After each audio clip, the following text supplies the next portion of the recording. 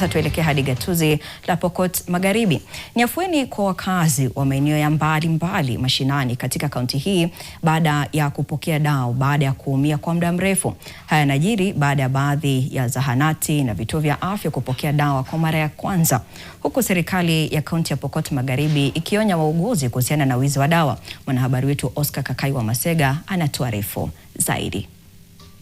Ya kaunti ya Pokot Magharibi kutengwa na kusaulika na serikali za awali, ujio wa ukatuzi umeweza kuimarisha huduma kwa wananchi. Mojawapo ya huduma hizo ni sekta ya afya ambayo imeweza kuimarishwa. Wakazi wengi kutoka maeneo kame katika kaunti ya Pokot Magharibi wamekuwa kihangaika kutokana na ukosefu wa dawa, huku wakilazimika kwenda kaunti jirani ili kupata matibabu. Hata hivyo, serikali ya kaunti ya Pokot Magharibi imeweza kuweka mikakati ya kuhakikisha kwamba wanapata dawa.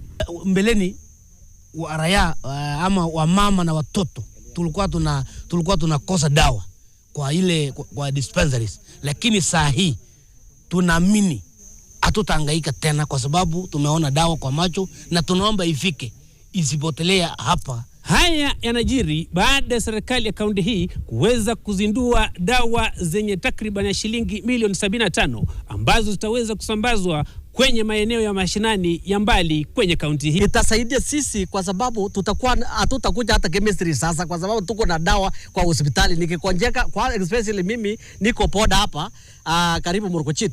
Dawa yangu iko hapo. Nikonjea saa 7 mimi naenda hapo kwa sababu mimi daktari 24 hours iko pale. Dawa hizi ambazo zinasambazwa kwenye lori 13 zinasambazwa na shirika la KEMSA.